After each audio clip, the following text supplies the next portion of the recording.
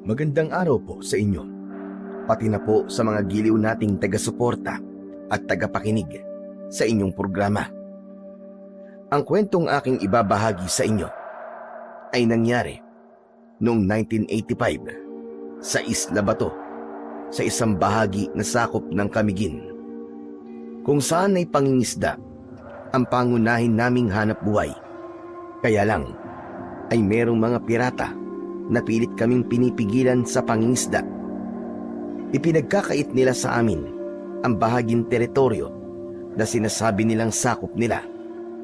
Isang gabi ay bigla na lang kaming sinalakay ng mga pirata. Akala ko nung mga panahon na yon ay katapusan na namin ng aking kaibigan na si Paner. Bago ko nga pala simulan ng aking istorya ay magpapakilala po muna ako. Tawagin niyo na lamang ako sa pangalang Brando at ito ang aking kwento. Visit ng mga piratang yan, oh. Lintik talaga. Ay, nako.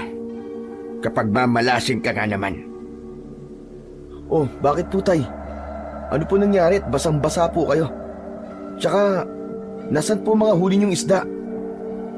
Tigil-tigilan mo nga ang pagtatanong mo sa akin, ha, Brando? At mas lalo lamang umiinit ang ulo ko, eh. Oh, bakit naman po pati ako nadamay po sa init ng ulo niyo, tay? Ano po kasi ang nangyari at nagkakaganyan kayo?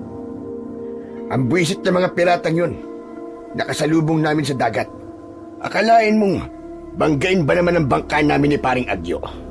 Lumubog ang bangka namin. Marami na silang kagamitan sa pangingisda. Paano na? Paano pa kami mangingisda niyan? Lintik talaga. Nakakainis. Pati yung bago kong itak, kasama sa lumubog na bangka. Diyos ko naman. Bakit po kayo binangga ng mga yun? Tsaka, sila po ba yung mga pirata na nagbabantay sa kabilang isla? Oo, sino pa ba? Kundi ang pangkat ng mga pirata na ayaw magpakuha ng mga isda malapit sa kanilang teritoryo. Sukat ba naman na pabantayan sa mga tulisan na para bang mga gutom na pirana? Mabuti at hindi po nila kayo sinaktan. Brando, anak ng bulag ka ba? Hindi mo ba nakikita? Nasaktan kami. Marami na sugatan sa amin. Ang iba, nawawala at marahil patay na.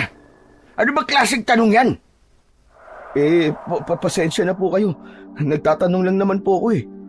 Hindi ko lang po talaga maiwasan ang hindi mag-usisa kasi nag-aalala po ako sa inyo. Bakit kaya ginagawa nila ang mga ganung bagay? May araw din sa akin ng mga hayop na yun. Darating ang oras na sila naman ang mawawalan ng mga gamit at buhay. Mabuti na lang talaga. Hindi ka namin nakasama sa pangingisda. Kung nagkataon at kasama ka, naku, panigurado masasaktan ka. Nako, sinasabi ko talaga sa kanila. Papatayin ko sila. Kung hindi ako pinigilan kanina ni Paner, may kalalagyan din sa akin ang hayop na pinuno nila. Saglit lang tay ha. Mukhang alam ko na pong tumatakbo sa isip nyo eh. Kung ano man po yun, huwag nyo na pong ituloy tay. Wala po kayong laban sa kanila. Kaya huwag po kayong gagawa ng bagay na maaaring ikapahamak nyo at ng mga kasama nyo po.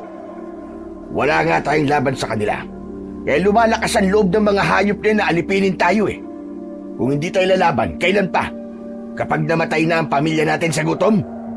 Pero tay, huwag naman po sa paraan na naiisip nyo po. Ay nako, wala nang ibang paraan, Brando. Hindi ako makakapayag na palagi na lamang nila tayo minamaliit. Tinatapakan ng paulit-ulit. Marangal ang hanap buhay natin, hindi tayo nanlalamang. Bakit hindi na lang mga magdanakaw sa kaban ng bayan ng durugin nila at hindi kami na naghihirap? Palibasa, mahina ang puwersa natin. Kaya sila mas lalong nagmamalaki na kaya nila tayo. Alam ko po kung ano po ang pinaghuhugutan nyo ng galit, tay. Pero naisip nyo rin po ba ang maaaring kalabasan ng gagawin nyo kung magpapadala po kayo sa galit nyo, tay? Tumingin sa akin ang may 55 taong gulang na ama kong si Mang Ruben. Alas 9 na yun ng gabi sa loob ng bahay namin, malapit sa dalampasigan ng dagat. Galit na galit ang aking ama habang napapasuntok pa sa dingding na kawayan. Namumula siya at ang kanyang leeg ay may sugat. Madalas kaming ginagambala ng mga piratang nakatira malapit sa isla namin. Marami na ang mangingisda na natatakot ng pumalaot sa pag-aalalang merong pirata na nakaabang.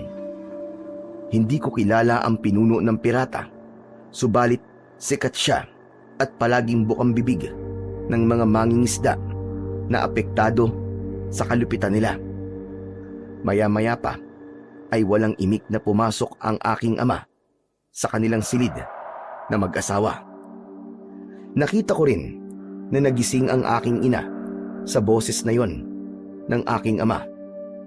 Isang malalim na buntong hininga ang pinakawalan ko, saka tumingin sa tabing dagat habang tanaw ko ang malalaking alon na humahampas sa malalaking bato. Diyos ko, kayo na po ang bahala sa mga kapwa naming mangingisda. Mula sa aking kinatatayuan ay nakita ko ang mga mangingisda. Hila ang nasira nilang mga bangka. Natanaw ko rin ang kaibigan ko na si Paner, kaya hindi na ako nakatiis. Dala ng aking pag-aalala, nilapitan ko sila ng kanyang ama na si Mang Agyo. Tol, kumusta? Nasugatan ka rin ba? Oo pero konti lang naman to. Maliit na gasgas lang. Ay, mabuti naman. Mahalaga, ligtas kayo. Pero ang lambat at ang iba pa naming gamit sa pangingisda wala na, tol. Itong bangka lang ang naisalba namin. Butas pa nga ang gilid eh. Ay nako, nakakainis ang ganitong kamalasan, tol. Si tatay rin, dismayado sa nangyari. Teka, tulungan ko na kayo. Tinulungan ko si Paner na hilahin ang kanilang bangka papunta sa gilid ng dagat, saka itinaas sa lagayan ng mga ito. Nakita ko na malaki ang pinsala sa ibang mga bangka na naroroon. Ang iba, napapaupo na lamang sa buhangin at hindi napipigilan ang pag-iyak.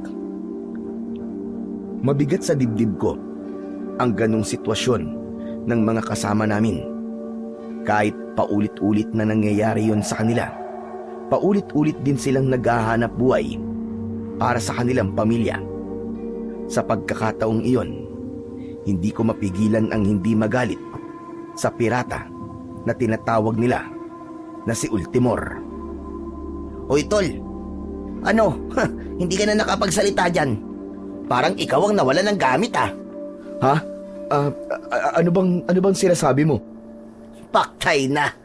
Kanina pa ako nagsasalita rito. Hindi ka naman pala nakikinig. Pambihira naman buhay yan, oo. Ano ba kasi yun? Habang papunta kami sa isla na malapit sa lugar natin, meron akong nakita na isa pang isla sa pagitan ng dalawang bundok na humahati sa mga pagitan natin. Wala naman siguro nagbabantay ron na pirata. Sa tingin ko, maraming isda sa lugar na yon. Sigurado ka ba sa mga sinasabi mo, Paner? Oo, tol. Ako pa lang ang nakakaalam sa lugar na yon. Nung una na nakarating ako sa lugar na yon, hanep, tol, ang dami talagang isda. Yung mga hipon, tol, nakakalat lang sa dalampasigan. At alam mo ba kung anong mas nakakasabik sa lugar na yon? Solong-solo natin. Walang katao-tao. Walang bahay. Naku, imposibleng sinasabi mo, tol. Maniwala ka, Brando. Kung marami ang bahay sa lugar na yon, bakit maraming mga isda at hipon at iba pa? Hindi ba't dapat ay ubos na yon? Kasi sa mga tao pa lang na nakatira ron, imposible na hindi kunin ng mga yon, di ba? Saglit akong napaisip sa mga sandaling yon. May punto ang kaibigan ko. Kaya wala na akong ibang naisip kundi ang puntahan ang sinasabi ni Paner. Dahil sa ikinuwento niya sa akin ng gabing yon, ay hindi na ako dinalaw ng antok. Hindi na ako makapaghintay na hindi puntahan ang isla na sinasabi ng aking kaibigan. Kinabukasan ay nadatnan ko ang aking ama na nagkakape kasama ang aking ina na si Leia. Seryoso sila sa kanilang mga pinag-uusapan. Ngunit nang lumapit ako sa kanila, ay tumigil sila at makahulugan na nagkatinginan. Tay, Nay, mukhang seryoso po ang pinag-uusapan yung dalawa. Oo anak, balak namin ng nanay mo na umalis na lang dito sa isla. Ang tangkasa ng pag-upo ko sa bangko na katabi ni tatay ay biglang natigil at nagpalipat-lipat ang tingin ko sa kanilang mag-asawa. Tay, bakit naman po tayo aalis dito? Wala po tayong ibang mapupuntahan. Tsaka wala din po tayong ibang alam na trabaho sa ibang lugar. Bahala na. Ang mahalaga makaalis tayo rito anak. Nag-aalala na ako sa kaligtasan nyo. Nang magkausap tayo kagabi, naisip ko na umalis na lang sa islang ito kaysa ang magtiis at makipaglaban sa mga pirata na yon. Tay, para naman po sinabi nyo na natalo tayo ng mga pirata na yon, Tay. Iwasan na lang po natin sila at maghanap ng ibang lugar na mapagkukunan po natin ng mga isda. Basta, wag lang po tayong umalis dito, Tay. Wala nang ibang paraan anak. Hindi mo ba nakikita? Unti-unti nila tayong pinapatay sa gutom para umalis tayo rito. O di kaya, tuluyang pinapatahimik. Hindi lingid sa iyong kaalaman na marami na sa mga kasama nating mandaragat ang nawawala at hindi na nakakabalik sa isla natin. Isa pa, sa gitna pa lang ng laot, hinaharangan na kami. Paano pa tayo makakahanap ng ibang lugar na paghahanapan natin ng mga isda? Tay, may alam po kaming lugar ni Paner. Kami po muna ang mangingisda mamaya. Wag na, delikado. Paano kung makasalubong niyo mga pirata at saktan nila kayo? Hindi po kami pupunta sa isla na ipinagkakait nila, Tay. Iba po ang lugar na pupuntahan namin. Basta, hindi po ako makakapayag na umalis tayo rito. Magsasalita pa sana ang aking ama para ako ay pigilan. Pero dumating bigla ang kaibigan kong si Paner. Nakangiti siya na para bang walang nangyari. Pero nang makita niya na seryoso ang pinag-uusapan namin ni tatay, sumeryoso rin ang mukha niya at tumingin sa akin. Sinabi mo ba kay Mang Ruben ang pinag-usapan natin kagabi? Oo, tol eh. Kasi naman balak nila tatay na umalis dito sa isla. Ang lumipat ng ibang tirahan. Hala, bakit naman po Mang Ruben? Dito na po kami halos lumaki ni Brando ah. Ano po bang dahilan? Alam mo naman, Paner, kung ano ang dahilan, di ba? Tungkol po ba ito sa nangyari kagabi? Naku, wala po yun. Huwag po kayong mag-alala sa mga pirata na yun. Hanggang pananakot lamang ang kaya nilang gawin. Kaya huwag po kayong papa-apekto sa kanila. Ang totoo po niyan, may pupuntahan kami ngayon ni Brando eh. Saan ba kayo pupunta? Baka mapanganib ang isla na gusto niyong puntahan, ha? Nako, hindi po, Mang Ruben. Sigurado po ako. Napuntahan ko na po ang lugar na yun eh. At wala po nakatira sa isla na yun. Tsaka, hindi naman po mga tao ang pupuntahan namin dun eh. Kundi yung mga isda na makakatulong sa ating mga pangangailangan. Sige na tay, pumayag na po kayo. Paano po kung totoo na maraming ang isda ron, kagaya po ng kwento sa akin ni Paner? Paano rin naman? Kung kaya walang nakatira na tao sa isla na yon, ay dahil may mga nilalang na nagbabantay roon. Sige nga. Tay, pwede naman pong subukan eh. Huwag po muna natin husgahan ng lugar na yun. Kaya't payagan niyo na po ako na sumama po kay Paner, tay. Ay, nako. O siya, sige na. Mapilit ka eh. Kayo nang bahala na dalawa. Basta mag-iingat kayo.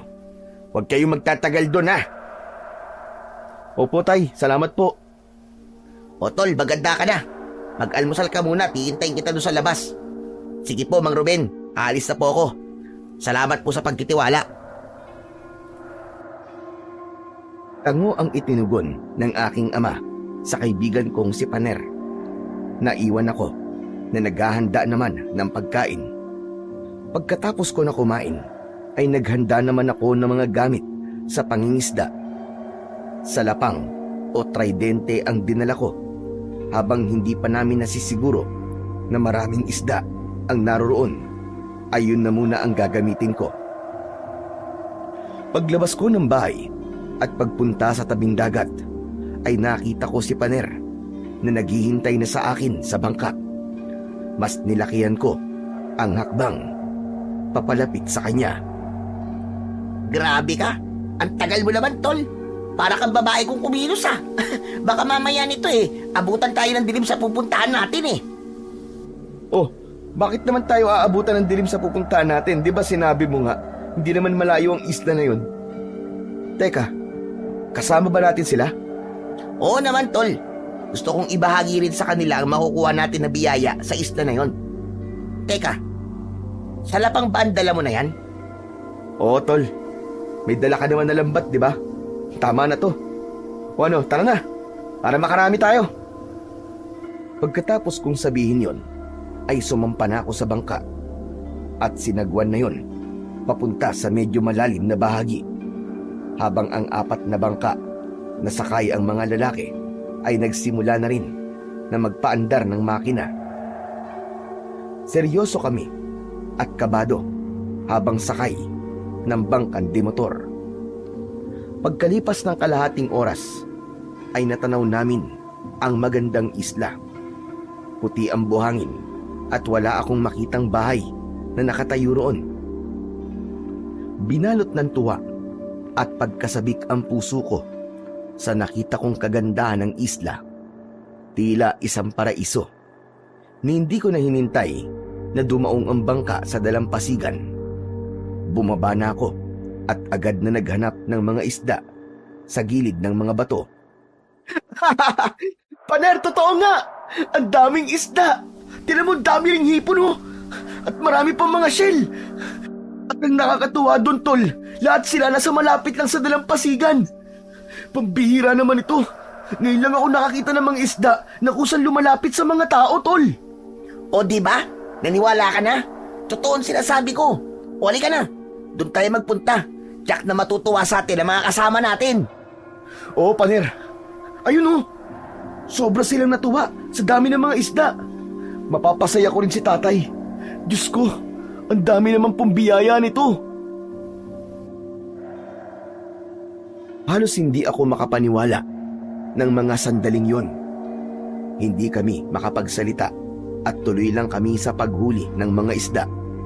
Pinagsisihan ko tuloy na hindi ako nagdala ng lambat. Pero kahit salapang lang ang nadala ko, hindi pa rin biro ang dami ng isda na nahuhuli ko. Ang mga kasama namin na mangingisda sumasayaw pa sa labis na kaligayahan. Nagpatuloy kami sa panguhuli ng isda hanggang isang kakaibang nilalang ang nakita ko na lumalangoy malapit sa akin. Isda rin naman siya, kaya lang ang kanyang kaliskis ay hindi pangkaraniwan. Sinubukan ko siyang huliin sa pamamagitan ng pagpapatama ng salapang sa kanyang buntot. Ngunit aksidente kong tinamaan ang kanyang ulo at napatay ko. Naku po, Diyos ko! Paano to? Anong gagawin ko? Tol, bakit? Ano nangyari? Tol, napatay ko ang kakaibang nilalang na to. Ano naman kung napatay mo ang isda na yan? Pambihira ka naman, Akala ko kung napapaano ka na Pero bala ko lang naman sanang huliin ng isda na to dahil gusto kong ipakita kay tatay. Sus naman, bakit mo pinangihinayangan ng buhay ng isda na yan? Isda lang yan, Brando. Walang masama kung mapatay mo siya. Halika na nga, umalis na tayo. Pero, hindi ka ba nagtataka? Nakakaiba siya? Ibang-ibang isda na to, tol. Ngayon lang ako nakakita ng ganitong isda Kakaiba nga siya, Brando. Pero hindi natin sigurado kung ligtas ba siyang kainin. Kaya halika na, umalis na tayo dito. Sapat na mga isda na nahuli natin. Wala na akong nagawa nang hawakan ni Paner ang braso ko para umalis na sa lugar na yon. Habang naglalakad ako papalayo, ay hindi ko inaalis ang paningin sa isda na napatay ko. Maya-maya pa ay narating namin ang kinaroroonan ng bangka namin. Saka naglayag, paalis sa isla. Pero habang sakay kami ng bangka, pakiramdam ko merong nakasunod sa amin. Parang may nakatingin mula sa tagun lugar at pinapanood kami mula sa malayo. Oh, ano mo talaga? Bakit hindi ka pa rin mapakali, Brando? Iniisip mo pa rin ba tungkol sa isda? Hindi, tol. Para kasing Para kasing ano, pambihira ka naman. Palagi ka nalang pabitin eh. ano eh. Para kasing may nakatingin sa atin. Para bang may nakasunod sa bangka natin eh. Teka nga, nasan? Wala naman ah. Tol, ano ba nangyayari sa'yo ha? Kanina ka pa. Tsaka namumutla ka na oh. Kung ano-ano kasi iniisip mo eh. Kaya ka nagkakaganyan eh. Hindi ka ba masaya na marami tayong may uuwi na isda sa pamilya natin? Siyempre, tol, masaya ako. Kaya lang, magmula talaga nung mamatay yung isda na yun, pakiramdam ko, meron na nakasunod sa bangka natin eh. Bigla akong kinabahan na hindi ko maintindihan. Ewan ko ba? Bigla ko rin naalala ang sinabi ni tatay tungkol sa nilalang na maaaring nagbabantay sa isla na yon. Pambihira ka rin talagang mag-isip tol eh, no? Wala naman talagang nakasunod sa atin eh. Ikaw lang ang nag-iisip niyan. Tignan mo nga mga kasama natin, no? Kampante lang silang nakaupo sa bangka nila. Isa pa, kung iniisip mo nang sumusunod sa atin ay ang kaluluwa ng isda, nagpapatawa ka. Hindi ganyan ang pagkakakilala ko sa iyo, Brando. Umayos-ayos ka. Basta, bahala ka kung ayaw mo maniwala sa akin. Basta nararamdaman ko, kakaiba ang isda na yun, pati ang isdang napatay ko. Nang mahalata ni Paner na naiinis na ako sa sinabi niya, sumeryoso ang muka ng kaibigan ko. Ito naman, binibiro lang kita, tol. Talaga naman na kakaiba ang isda na napatay mo. Pero kalimutan mo na yun. Huwag mong bigyan ng nakakatakot na kaisipan ang nilalang na yun sa isla. Saka babalik pa naman tayo ng bukas eh. Kaya huwag mong takutin ang sarili mo. Tama ka. Baka nag-iisip lang ako ng mga kakaibang bagay, kaya ako nagkakaganito.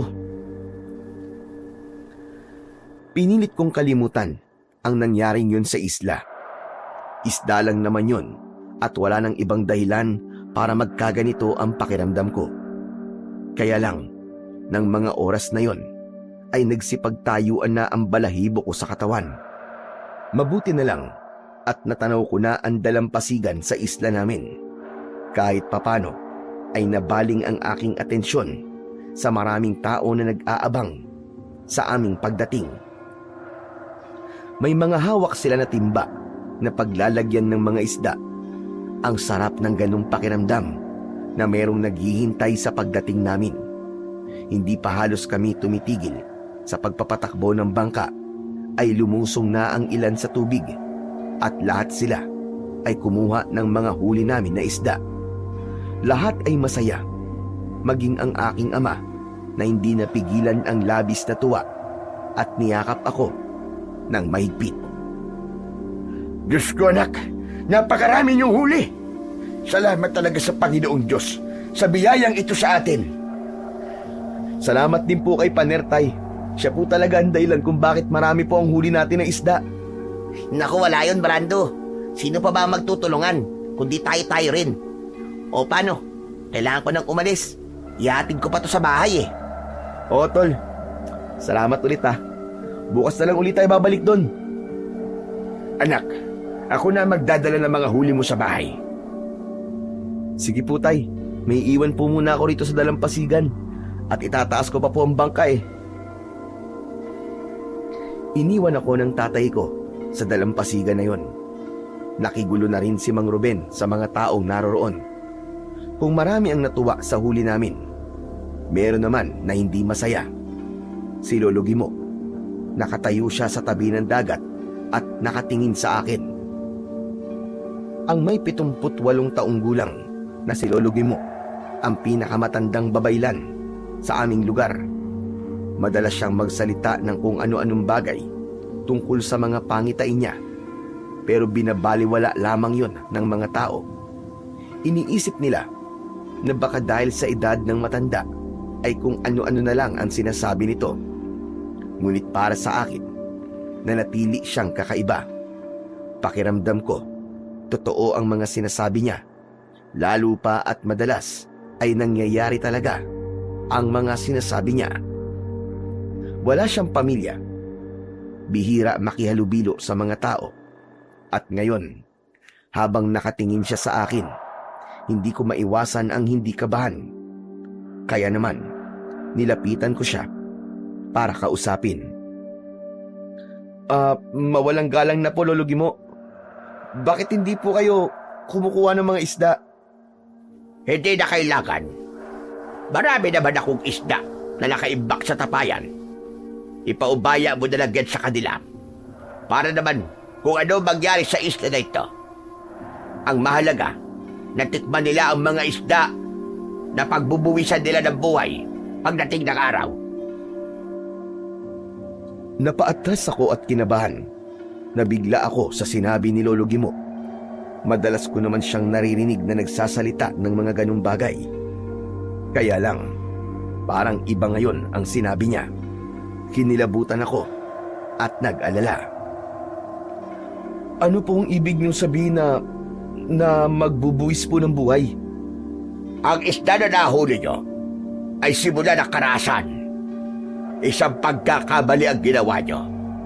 Pero wala na rin naman magbabago kung ang nakatakda ay magaganap ang karahasan. Hindi mo na yun mapipigilan. Sandali lang po. Bakit naman po nagsasalita kayo ng ganyan, Lolo Gimo? Sapagkat nakita ko na ang tagpong ito. Magaganap ang itinakda. Ngunit hindi ko maaaring pigilan. Lolo Gimo, pwede ba? Huwag na po kayo magsalita ng mga ganyan-ganyan. Tinatakot nyo lang po ang mga tao dito eh. Pati po tuloy ako natatakot na rin po sa mga sinasabi nyo eh. Isa akong babaylan at hindi pa ako nagkakamali sa mga sinasabi ko.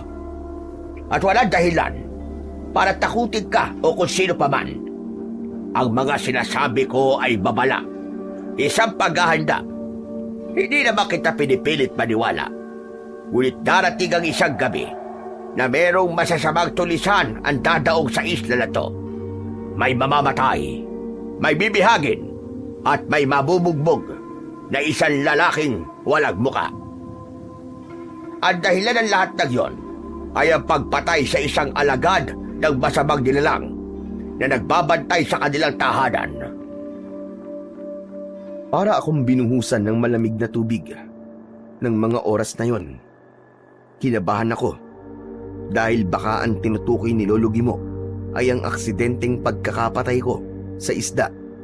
Ngunit ang hirap paniwalaan. Hindi ko alam kung ano pa ang pangitain ng matanda na para bang pakiramdam ko ay tumutugma sa akin. Ano pa po ang mga nakikita nyo, Lolo Gimo? Pagpatay. Maraming pagpatay ng mga bandidong kawatan o pirata na manggagaling sa iba pang isla.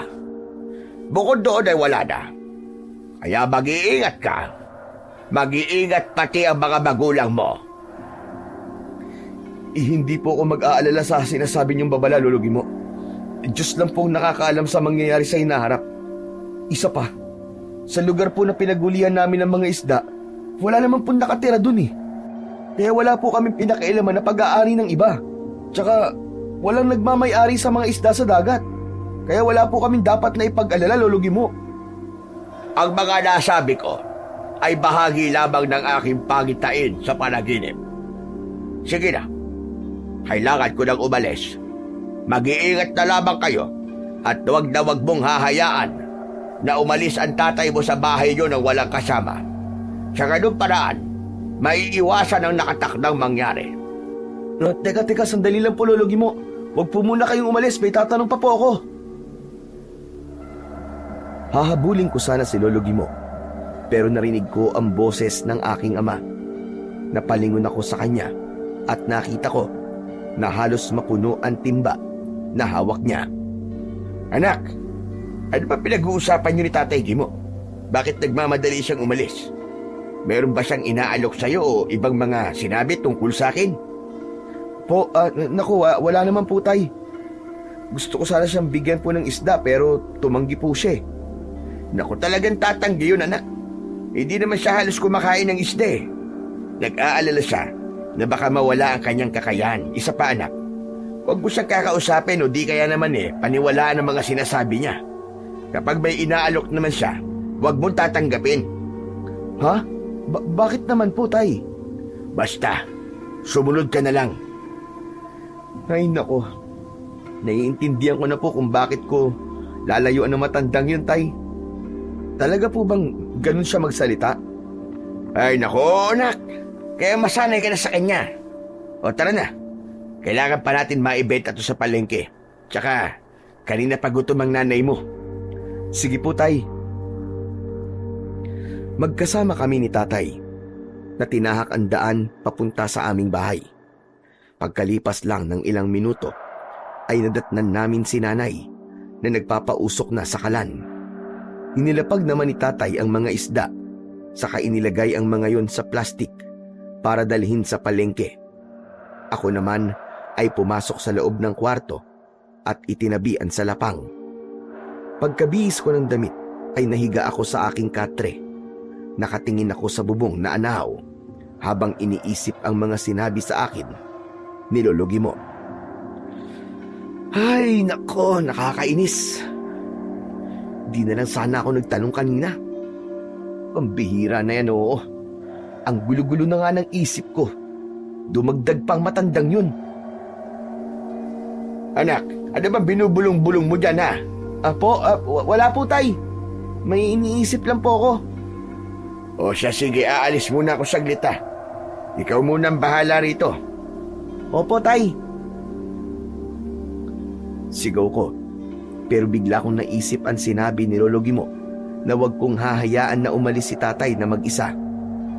Nagtatalo ang kalooban ko kung maniniwala ba ako o hindi. Sus, bakit ba ako magpapaapekto sa sinasabi ni Lolo Gimo? Kalimutan ko na nga lang ang sinabi niya. Bahala na.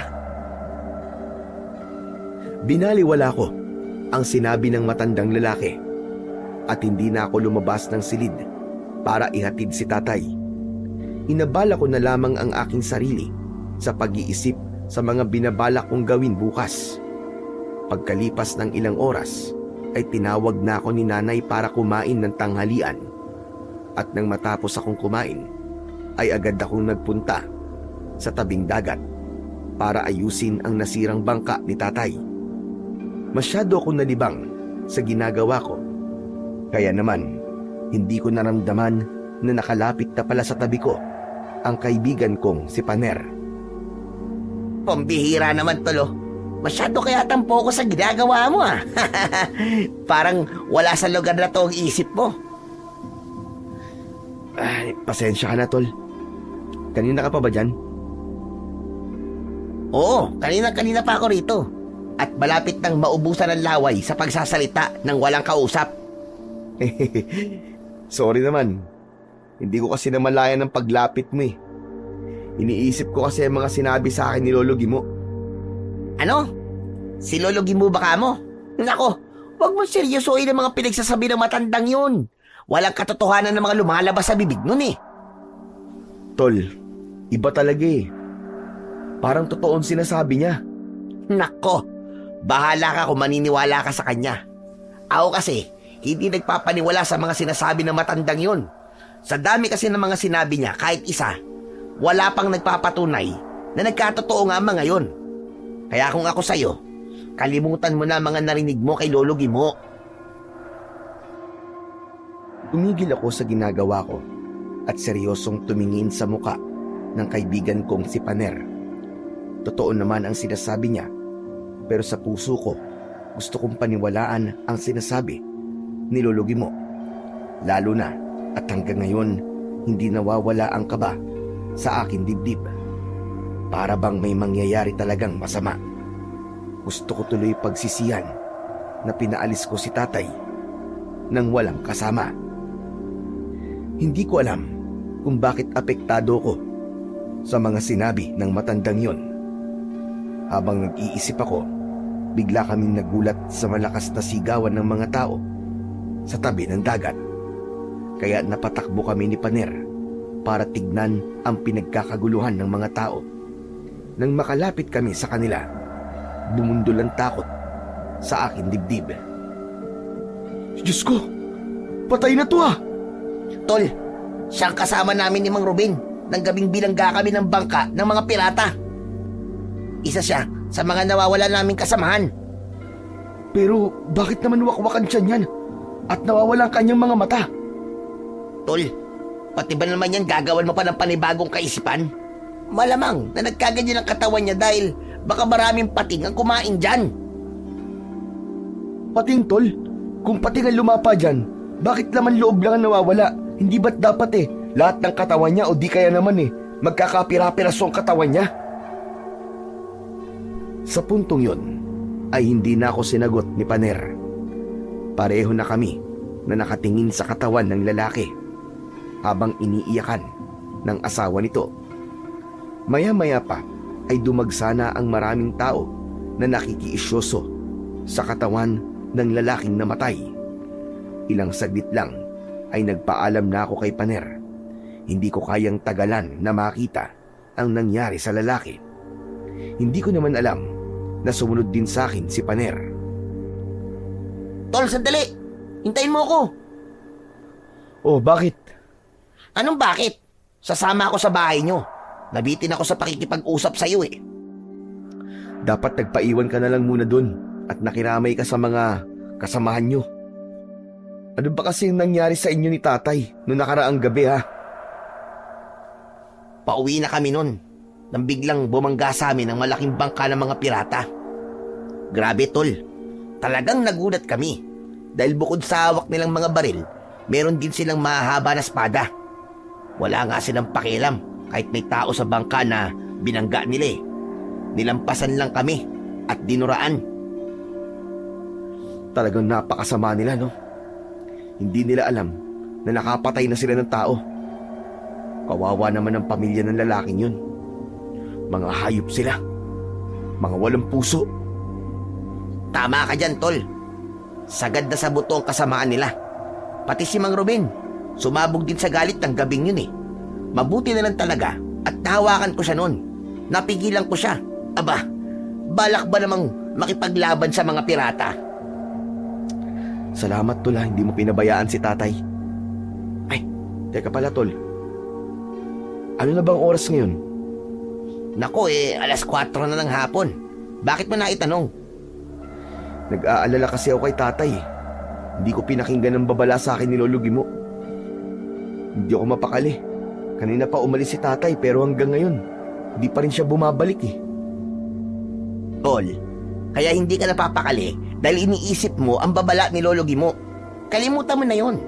Baka mamaya niyan napainom lang sa mga kaibigan niya si Mang Ruben. Pero tol, imposible. Umiinom lang naman si tatay kapag may okasyon Sos, ayan ka na naman sa tamang hinala mo Ay nako, bilisan mo na nga lang ang paglalakad nang makarating na tayo sa inyo. Gusto ko matikman ulit ang ginataan na isda ni Aling Leia. Hindi nagluto si nanay ng ginataan.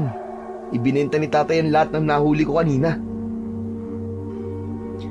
Isang malalim na buntong hininga ang pinakawalan ni Paner habang tinatahak namin ang daan pabalik sa aming bahay. Pagdating namin sa bahay ay bigla akong kinabahan nang makita ko ang nanay ko na umiiyak. Iniilang hakbang ko lang ang espasyo sa pagitan namin ni nanay at halos mawalan siya ng malay dahil sa pag-aalala. Nay, bakit po kayo umiiyak? Ano pong nangyari? Sinabi ng aking ina na merong nangyaring masama sa aking ama. Hindi kagad ako nakapagsalita at nag-alala na napatingin sa mukha ng aking ina. Paano po nawawala si tatay, Nay? Hindi po ba't sa palengke lang po siya magdadala ng isda? Halos hindi masagot ng aking ina ang mga tanong ko. Maya-maya pa ay sinabi niya na ayon sa nakapagsabi sa kanya ay may kumuha sa aking ama. Napakunot ang noo ko. Hindi ko alam kung ano ang iisipin ko ng mga sandaling yon. Naramdaman ko ang kamay ni Paner sa balikat ko na lalong nagpakaba sa aking dibdib. Tol, huminaon muna kay ni Aling Leia. Baka naman nagkamali lang na nagsabi sa kanya. Si Aling Leia ang sumagot sa sinabi ni Paner. Sinabi ng aking ina na may nagdala ng timba na gamit ng aking ama at nakita ng lalaki kung paanong kinuha ng mga lalaki si Mang Ruben at isinakay ng sapilitan sa bangka. Pambihira naman, oo. Eh, anong gagawin nila sa tatay mo, tol? Hindi ko alam, Paner. Ewan ko, hindi ko alam. Pabalik-balik akong naglakad habang iniisip kung saan ko hahanapin ang aking ama. Tol, saan ko hanapin si tatay? Sabihin mo sa akin. Tulungan mo ako, Tol. Sa tingin ko, parang alam ko na kung saan siya dadalhin, tol. Saan, Paner? Saan? Saan nila dadalhin ang tatay ko? Sa isla na pinanggalingan namin nung nakaraan na gabi. Naalala ko na nakilala ng mga pirata ang tatay mo. Dahil di ba, muntik siyang lumaban sa mga yon. Kaya tol, naisip ko, baka balak nilang gawing pampusta na mandirigma ang tatay mo. Ano? Anong pampustang sinasabi mo, Paner? Pangpusta, kumukuha sila ng mandirigma na ipangtatapat nila kay Ultimor. Pagkatapos, magpupustahan sila kung sino ang mananalo sa laban. Yun ang ginagawa nilang parusa sa mga taong kumakalaban sa kanila. Diyos ko, iba ang kutob ko sa nangyari sa tatay mo, tol. Samahan mo ako, Paner. Samahan mo ako. Ililigtas ko si tatay. Naramdaman ko ang malamig na kamay ng aking ina sa braso ko. Sinabi niya sa akin na huwag akong pumunta sa isla dahil lubang delikado. Kailangan daw namin na magsumbong sa mga pulis. Mga pulis, Nay? Mga pulis? Wala pong ganun sa lugar na to. Walang umiiral na batas sa lugar natin. Ang batas dito ay ang patakaran na ipinatutupad ni Ultimor. Tol, parang tama si Aling Leia. Wala naman tayong kakayahan na lumaban sa puwersa ng mga pirate. Paano natin iniligtas ang tatay mo? Sinasabi mo ba na pabayaan ko na lang si tatay, ha, Paner? Hayaan ko na lang na gawing laruan siya ng mga hayop na yon? Ganun ba ang gusto niyo mangyari? Teka tol, huwag ka naman magalit. Hindi pa naman tayo sigurado kung doon dinala si Mang Ruben. Wala pa tayong sapat na batayan. Pero ang mga pirata na yon, ang tsak na gagawa ng ganung bagay sa tatay ko. Isa pa, sigurado man tayo o hindi, Paner, gusto kong makatiyak. Gusto kong malaman kung ligtas ang tatay ko. Wala nang nagawa ang aking kaibigan dahil desidido na ako na iligtas ang tatay ko. Pinaghandaan ko ang gabi ng pagpunta namin sa isla na tinutukoy ni Paner. Inihahanda namin ang bangka at sagwan ng mga oras na yon. Ngunit sasakay na lang sana kami ni Paner sa bangka nang biglang may kung anong nilalang ang umahon mula sa tubig. Kahit madilim ay kitang-kita namin na naging isang nakakatakot na halimaw yon. Ang kalahati ng katawan niya ay sa aso at ang ulo niya ay kahawig ng isda na pirana. Napatras kami at hindi makagalaw. Lintik na! Anong klaseng nilalang yan, Brando? Abay, malay ko! Pareho tayo lang dito eh! Nakita mo naman kung saan siya nanggaling, di ba? Diyos ko, hindi kaya ang nilalang na yan ang pumapatay sa mga manging isda na napapabalitang nawawala? Kapag natatagpuan, ay wakwak ang tiyan at nawawala ang mga mata. Tignan mo, Brando, may kaliskis din siya. Ngunit ang kalahati ng kanyang katawan ay sa aso na may itim na balahibo. Diyos ko, nakakakilabot ang itsura niya, Brando. Tama ka. Pero nakakatakot sa nilalang na yan ay ang ulo niya. Nakahawig sa ulo ng pirana. Diyos ko po, ngayon lang ako nakakita ng ganyang klaseng nilalang. Bigla akong kinilabutan nang maisip ko na baka kagaya ng nilalang na yon ang mga isda na pirana. Mas lalo kaming natakot nang umangil siya na para bang kalabaw na may garalgal na tono. Hindi namin alam kung ano ang gagawin namin ng mga oras na yon. Kailangan natin to, Brando. Ito, tig-isa tayo. Hawakan mo. Inabot sa akin ni Paner ang sagwan ng aming bangka. Maigpit ko yung hinawakan, saka itinutok sa nilalang na dahan-dahan na humahakbang papalapit sa amin. Tumutulo ang laway niya na para bang gutom na gutom. Pero kahit iwinawasiwas na namin ang sagwan, ay hindi nagpakita ng takot ang nilalang sa harapan namin. Habang kami ni Paner ay nanginginig na sa labis na takot. Huminga ako ng malalim. Sinubukan kong humakbang papasalubong sa kanya at iwinasiwas ko ang sagwan na hawak-hawak ko. Inatake ko siya ng palo ng sagwan, subalit nakailag siya. Kasunod nun, ang biglang pagsunggab niya sa akin. Akma na sanang maaabot na niya ang aking braso nang bigla naman akong mahila ni Paner. Sinalubong ng aking kaibigan ang nilalang at tinamaan niya yon ng sagwan sa muka. Sabay hila ni Paner sa aking braso para tumakbo. Brando! Takbo na! Dali! Sabay ng pagtakbo namin ay biglang tumalon ang nilalang papunta sa amin. Mabuti na lang at nakaalis ako sa kinatatayuan ko kanina. Habang tumatakbo kami ay nakita ko na hinahabol kami ng nilalang. Pero naisip ko na kung papunta kami sa bahay ay mas lalong marami ang madadamay at mapapahamak. Kaya naman, nagulat si Paner nang bigla kong sinalubong ng hampas ang nilalang gamit ang hawak kong sagwan. Tinamaan siya sa muka at sa tindi ng lakas ng pagkakapalo ko ay bumagsak siya sa buhangin. Sinamantala ko ang pagkakataon na nakahiga siya, kaya nilapitan ko ang nilalang at paulit-ulit ko siyang binayo ng sagwan. Bilisan mo, Paner! Bilisan mo! Tulungan mo akong patayin ng hayop na to! Dali! Paluin mo sa ulo! Sige! Mamamatay ka ngayong halimaw ka!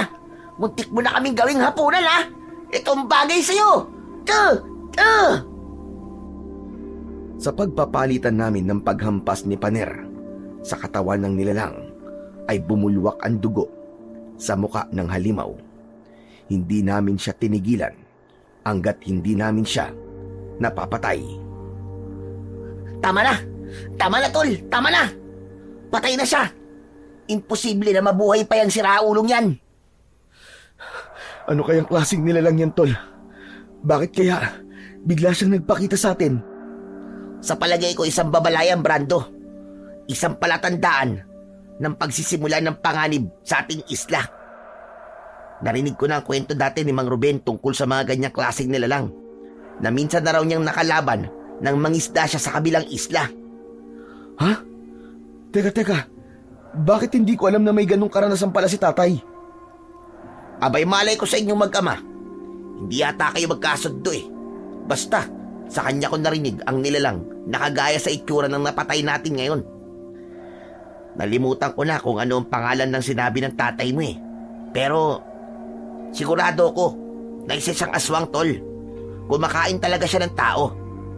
Sabi ko na, at kanina nang makita ko ang aswang na yan, naalala ko ang mga patay na natatagpuan natin sa pangpang ng dagat. Habang nagsasalita si Paner, pinagmamasdan ko ang kulay itim na dugo ng nilalang. Halos madurog at magkalasog-lasog ang katawan ng nilalang sa aming ginawa. Tangkasa nang ibabalik namin ang sagwan sa bangka nang bigla kaming nakarinig ng tunog ng makina. Nanlaki ang mga mata namin nang dumating ang mga pirata.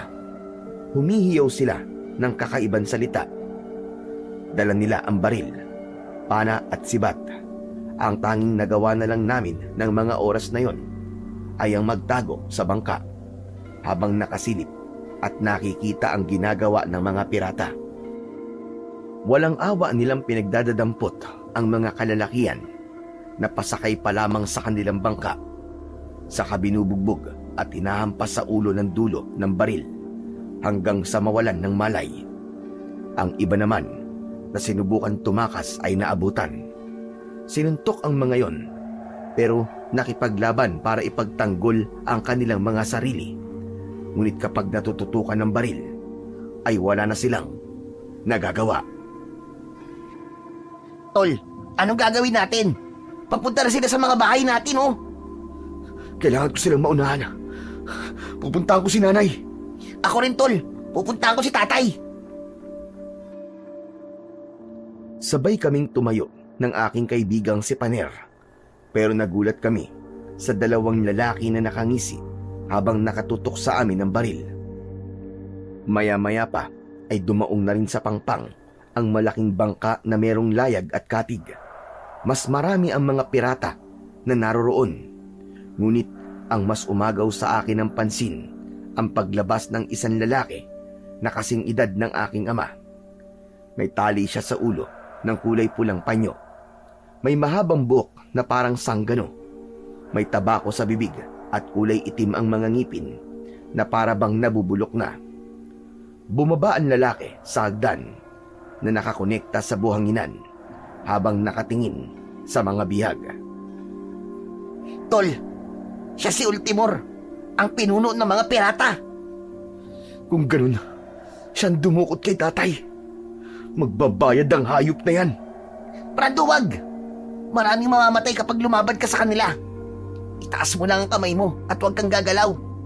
Mas mahihirapan tayo kapag napukaw mo ang atensyon niya. Halos mag-apoy ang dibdib ko sa labis na galit ng mga sandaling yon habang nakatingin ako sa lalaking si Ultimor. Gustong-gusto ko na siyang suntukin ng paulit-ulit. Inabala ko na lang ang aking sarili sa paghahanap ng paraan kung paano kami makakatakas. Maya-maya pa ay inilinga ni Ultimor ang kanyang paningin at biglang nagsalita. Nasaan ang iba? Nasaan ang ibang mga biyag ninyo? Sumagot ang lalaking may hawak ng baril habang nakatutok pa rin sa amin. Sinabi ng lalaki na yun lang ang nakuha nilang biyag. Pero dahil sa sinabing yun ng tauhan ni Ultimor, nagalit ang pinuno at sa harap naming lahat, binaril niya ang mga lalaking may hawak na baril. Kung hindi kami nakayuko ni Paner, baka nadamay din kami sa bala na tumama sa dalawang lalaki sa likod namin. Alam nyo nang ayaw kong tumanggap ng sagot na kulang. Ang gusto ko, palaging sobra. Gusto ko palaging magandang isasagot nyo sa tanong ko. Hala, sige na. Maghalugog kayo sa bawat sulok ng isla ito. Kailangan ko na maraming biyag. Bilisan nyo! Nang umalis ang mga kalalakian na may hawak na baril, nagkaroon kami ng pagkakataon para makapagtago nang hindi napapansin ni Ultimor. Kitang-kita ko ang panginginig sa katawan ng kaibigan ko. Ako naman ay nilakasan ang loob ko para makahanap ng sandata na magagamit kong panlaban sa mga pirata. Pero mas lalo akong natakot nang makita ko ang aking ina na kinakaladkad ng mga lalaki paakyat sa itaas ng bangka ni Ultimor. Tol, tignan mo nanay mo. Biyag na rin nila. Diyos ko, tsaka ang tatay ko. Ano ba yan? Ano bang gagawin nila sa mga tao rito? Bakit nila tayo ginaganito? Hindi ko alam, Tol. Kailangan natin makapagtago sa mas madilim na bahagi ng lugar. Susundan natin sila kung saan sila papunta. Huwag na, Tol. Huwag na tayo sumunod. Alam ko ang pagpunta ron. Ang kailangan natin, sapat na armas para mailigtas sila. Bago kayo umalis, surugin nyo ang kanilang mga bahay. Wala kayong ititira. Bilisan ninyo!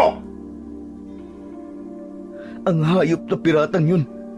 Papatayin ko siya. Papatayin ko si Ultimor. Hindi ako napigilan ni Paner nang bigla akong tumayo at sumugod kay Ultimor. Malalaki ang hakbang ng aking mga paa. Paglapit ko, magkakasunod na suntok ang ginawa ko. Ngunit yun ang malaking pagkakamali na nagawa ko dahil hindi man lang natinag ang kalaban ko sa pagtama ng kamao ko sa mukha niya.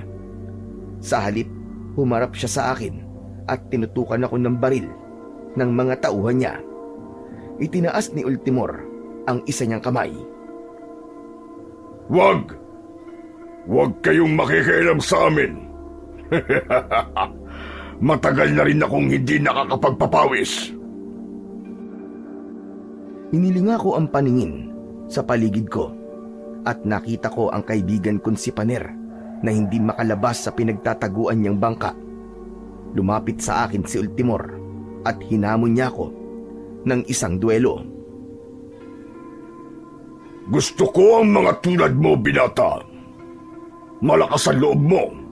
Biruin mo. May pagkakataon ka ng makatakas at makapagtago sa akin. Pero matapang kang lumabas at inatake ako na suntok. Pambihira. Ikaw lang ang naglakas ng loob na lumaban sa akin. Ibalik mo mga magulang ko! Ibalik mo ang lahat ng mga tao nakatira sa isla na to! Hindi magiging madali ang hinihiling mo, binata. Labanan mo ko. Sa oras na mapabagsak mo ko, palalayain ko ang mga magulang mo at ang mga kasamaan mo. Kung yan ang gusto mo, pagbibigyan kita. Hindi kita uurungan. Basta, may isa kang salita. Lalabanan kita. Magaling! Magaling! Yan ang gusto ko. Mga kasama, narinig niyo naman, hindi ba? Tinanggap niya ang hamon ko. Isang duelo. Habang nagsasalita si Ultimor, ay naghubad siya ng jacket. Inalis din niya ang mga sandata na nakalagay sa bewang at balikat niya. Habang ako naman ay inihahanda na ang aking sarili sa pakikipaglaban sa pinuno ng mga pirata. Akala ko ay magiging madali ang pakikipaglaban ko sa kanya, ngunit nagkamali ako. Bawat paglapat ng kamao niya sa katawan ko ay para bang merong kasamang dalawang mabigat na bato na tumatama sa aking katawan. Pasadsad akong bumagsak sa buhangin, kasabay ng malakas na tawanan ng mga taong naroroon. Ano, binata? Ano? Lumaban ka! Akala ko ba ay kaya mo ko? Habang nagsasalita si Ultimor, hinawakan niya ang damit ko at sapilitan niya akong itinayo. Sinuntok niya ako sa muka ng 2 beses at muli akong bumagsak sa buhangin. Pinilit kong tumayo at gumanti ng suntok kay Ultimor, pero naiwasan niya yon at gumanti siya sa akin ng sipa sa dibdib. Halos mawalan ng pakiramdam ang aking katawan, kasabay ng pag-iinit ng aking muka. Ano? Wala ka pala eh. Laban pa! Lumaban ka! Bumangon ka dyan, binata! Bangon! Sa kabila ng nararamdaman kong sakit, ay pinilit kong bumangon. Hinarap ko muli si Ultimor. Hindi niya naiwasan ang pagtama ng aking kamao sa mukha niya, ngunit agad siyang nakaganti sa akin. Tumama ang kamao niya sa dibdib at leeg ko. Halos umangat ang 2 kong paa sa pagbagsak sa buhangin. Hindi pa nasiyahan si Ultimor. Paulit-ulit niya akong sinipa sa tiyan hanggang sa sumuka ako ng dugo. Hinawakan niya ang braso ko at pilit akong pinatatayo. Sa pagkakataon na yon, ay sumuntok ulit ako sa kanya, pero hindi pa rin tumama yon. Sa huling sandali ng kanyang pag-atake, ay tumama sa mukha ko ang malakas niyang kamao. Bumagsak akong padapa sa buhanginan. Sabihin mo, may kasama ka ba? Nasaan ang kasama mo? Sumagot ka! Hindi ko sinagot ang tanong na yon ng pinuno ng mga pirata na si Ultimor. Sa halip ay tinignan ko ng palihim ang kaibigan ko na si Paner. Halos maiyak siya sa pag-aalala sa akin. Takot na takot habang umiiling. Subalit sinenyasan ko siya sa pamamagitan ng aking daliri. Sinabi ko na huwag siyang lalabas kahit na anong mangyari sa akin. Kasunod noon, narinig ko ang pagkasa ng baril sa likuran ko. Nakatutok ang baril ni Ultimor sa likod ko. Kung tutusin, pwede na kitang patayin ngayon. Kaya lang, lalaki akong kausap. Ngayon na natalo kita sa duelo at pinaligaya mo ang gabi ko sa labanan natin. Ipapaubaya ko sa iyo ang buhay mo. Pero sa susunod na pagkikita nating dalawa, sisiguraduhin ko na tatama ang mga bala ng baril ko sa katawan mo. Itinuloy ni Ultimor ang pagpapaputok ng baril sa akin, ngunit ang pinatamaan niya lang ay ang tabi ko. Paikot yun sa kinahihigaan ko na buhangin. Halos mabingi ako sa tunog ng baril niya. Saka ibinato ang baril sa dagat at inaya na ang mga alagad niya na umakyat sa bangka. Naiwan akong gumagapang habang hindi matanggap ang aking sarili na naging mahina ako sa harap ni Ultimor. Sinigurado naman ni Paner na wala na ang mga pirata bago siya lumapit sa akin. Baka sa mukha niya ang labis na pag-aalala. Brando, tol! Diyos ko! Halika, halika! Tumayo ka, tutulungan kita! Tol, natalo ako, tol. Nabigo ako, tol. Ikaw lang naman na matigas ang ulo, Brando eh. Bakit mo ba yung ginawa? Hindi ka nag-iisip, basta ka nalang sumugod. Kung may nangyari sa'yo, paano mo pa maililigtas ang pamilya natin na biniyag nila? Sa puntong yun, ay saka lamang ako natauhan sa sinabi ni Paner. Masakit ang katawan na tumayo ako habang nakaakbay ako kay Paner. Nakakailang hakbang pa lang ako nang dumating si Lolo Gimo. Paner, Brando, sa bahay ko kayo pumunta. Sinunog nila ang bahay ninyo, kaya wala na kayong babalikan. Biglang naalala ko ang mga sinabi ni Lolo Gimo sa akin nung nakaraang araw. Nangyari ang lahat ng pangitain ng matanda, lalong nagpagulo sa isip ko. Naramdaman ko ang pagtulong ni Lolo Gimo kay Paner para alalayan ako sa pagpunta sa bahay niya. Pagkalipas ng ilang minuto ay narating namin ang bahay ni Lolo Gimo. Nasa itaas yun ng malaking puno ng mangga at yun ang kauna-unahang pagkakataon na nakarating ako sa bahay ng matanda. Pagkaakyat namin sa hagdan ay bumungad sa amin ang magandang loob ng bahay ni Lolo Gimo. Marami ang mga nakasabit na bote sa bubong na mayroong iba't ibang kulay na likido sa loob, pati ang mga sandata na parabang matagal nang nakaimbak doon. Paner, iyo, alalayan mo muna si Brando na umupo sa katre ko. Pahigain mo siya at kukuha lang ako ng malinis sa tela at tubig. Lolo Gimo, ano na pong gagawin namin? Nasa mga piratang yun ang pamilya namin. Huwag kayo mag-alala. Walang mangyayaring masama sa kanila. Balak lamang silang paglaruan ni Ultimor. Kailangan nyo ng tamang oras at pagkakataon para mabawi ang mga mahal nyo sa buhay. Ngunit paano, Lolo? Kakaiba po si Ultimor. Iba ang lakas niya. At para akong lumalaban sa 5 lalaki kanina. Yung pong katumbas niya o baka nga masigit pa. Talagang kakaiba si Ultimor. Isa siyang mapanganib na pinuno na iniiwasan ng kanyang mga tauhan. Kung nagkataon na mainit ang ulo niya kanina, panigurado, pinatay ka na niya, Brando.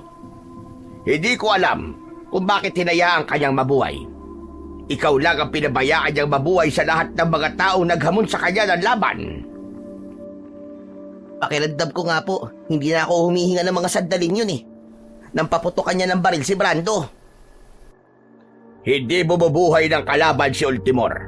Kaya swerte mo kung binuhay ka niya, Brando. At malas naman po siya dahil hinayaan niya pa ako mabuhay. Paghahandaan ko ang muli naming pagkikita. Tandaan niya yan. Tumigil ka na nga sa mga kalokohan mo, Brando. Munti ka na nga mapahamak kanina eh. Alam mo ba yun? Alam ko na may dahilan kung bakit buhay ka pa, Brando. Hala, sige na. Hubarin mo na ang damit mo at gagamutin ko mga sugat at pasa mo. Kailangan mo magpalakas nang may laban ka sa pinunong yon. Agad ako nagubad ng damit. Ngunit natigilan naman si Lolo Gimo. Matagal na hindi nakagalaw ang matanda habang nagtataka na napatingin sa aking likod. Naramdaman ko na hinaplos niya ang balat ko. Isang marka. Isang palatandaan ng pagiging mandirigmang hinubog sa apoy. Lolo, hindi po yung balat na hinubog po sa apoy. Nakuha ko po yan dahil napasuraw po ako nung bata pa po ako. Napansin ko na tinitignan din yun ni Paner at maging siya ay humanga sa taglay na ganda ng balat ko sa likod. Wow, grabe! Pambira naman ang paso na yan. Perpektong pagkakahugis ng isang ibon sa balat mo. Hindi yan isang ibon lang. At hindi basta marka lang, Brando. Dahil ito ang palatandaan ng pagiging itinakda mo. Kaya pala palagi kitang nakikita sa pangitain ko, sapagkat ikaw ang hinirang. Lolo naman nakakakilabot naman po kayo. Pwede po ba gamutin nyo na lang po ang mga pasa at sugat ko? Kung ano-ano po sinasabi nyo Alam mo, na hindi ako nagbibiro. Lahat ng mga sinasabi ko, Brando, ay nagkakatotoo. Kagaya ng pambabaliwala mo sa babala ko, kaya yan ang nangyari sa'yo. Dahil ang hirap po naman kasing paniwalaan Pues ngayon, kailangan mong maniwala dahil buhay mo ang nakataya. Teka, sandali lang. Pupunasan ko muna ng basantela ang mga sugat mo sa katawan. Hinayaan ko muna na gamutin ni Lolo Gimo ang mga sugat ko sa katawan. Si Paner naman ay hinayaan ko siyang manahimik sa isang tabi habang nakikinig sa sinasabi ni Lolo Gimo. Nang matapos ang matanda sa kanyang ginagawa, ay tumayo siya at may kinuha sa dingding. Iniabot niya yon sa akin at inalis ang telang nakabalot sa bagay na yon. Pagmasdan mo ang nakaukit na ibon sa espada na yan, Brando. Kung ano ang itsura niyan, ganyan din ang itsura ng balat mo sa likod. Pinagmasdan ko ang espada at nakita ko ang kulay itim na ibon na hindi ko alam kung ano ang pangalan. Si Paner naman ay nanlaki ang mga mata sa mga nakita. Tol, totoo sinasabi ni Lolo Gimo. Ganyan-ganyan din ang ibon na nasa likod mo. Ang ibon na yan ay wala na sa mundo natin. Ang tawag dyan ay Marikudo. Isang ibon na nakatira sa bunganga ng bulkan. Mapanganib siya at nakamamatay. Ang espada na hawak mo ay pinanday mula sa kuko ng ibon na Marikudo. Pag-aari yan ng isang mandirigma na nakipaglaban sa masasamang elemento noong unang panahon. Kagaya mo, may marka rin siya ng ibon sa likod. Ano po ba ang kakayahan ng espada ng apoy? Kaya nito sunugin ang katawan ng aswang. Bibigyan ka rin ng kakayahan para maging malakas at mabilis. Kaya kang protekta ng sandatang yan laban sa mga aswang. Ikaw lang ang kikilalanin ng sandata sa oras na mahaharap ka sa panganib. Sa'yo na yan at ingatan mo mabuti, sapagkat hindi magiging madali ang haharapin mong laban. Kailangan ng matinding pagsasanay. Ano po bang uri ng aswang ang paghahandaan ko ng ganitong klaseng espada, Lolo Gimo? Ang aswang na Purtos. Sila ang mga nilalang na may kalahating anyo ng aso at isda. Brando, naalala ko na. Ang nilalang na napatay natin kanina ay aswang na Purtos. Tama. Yun nga ang sinabi ni Mang Ruben na pangalan ng nilalang na yun. Ibig nyo sabihin nakakita na kayo ng aswang na Purtos. Opo, Lolo Gimo. Bago dumating si Ultimor, inatake kami ng aswang kanina. Kung ganon, sumunod ang aswang na Purtos sa inyo. Natitiyak ko na nagpunta kayo sa isla ng mga aswang. Ho? Isla ng mga aswang? Teka, huwag niyo pong sabihin na isla ng mga aswang ang islang pinuntahan namin ni Paner. Oo, yun na nga yun mismo. Pero wala naman po kami napansin na kakaiba sa lugar na yun Tsaka, paano niyo po nalaman na doon po kami nagpunta? Dahil naamoy ko ang dugo ng isda na dumikit sa damit mo, Brando. Nakapatay ka ng isda na naninirahan doon, tama ba? Wala ka bang naramdaman na nakasunod sa inyo nang bumalik kayo sa isla natin? Nagkatinginan kami ni Paner. Naalala rin niya na minsan ko nang sinabi na para bang may nakasunod sa amin sa bangka. Meron po. May naramdaman po si Brando pero binaliwala ko po ang sinasabi niya. Kaya nalaman ng Porto sa kinaroroonan ng isla natin dahil sinundan kayo ng aswang. Sinundan niya ang amoy ng dugo ng kanyang kalahi. Teka, sandali lang po, Lolo. Para po kasing naguguluhan na ako eh. Paano po kami masusundan ng aswang na yon? Isa pa, sigurado po kami na walang nakatira sa islang yon. Hindi nakikita ang kanilang bahay dahil nakatira sila sa ilalim ng mga bato.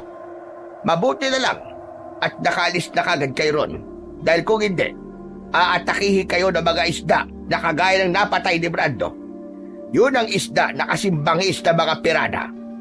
Kaya nilang umatake sa araw kapag alam nilang may banta sa kanilang buhay.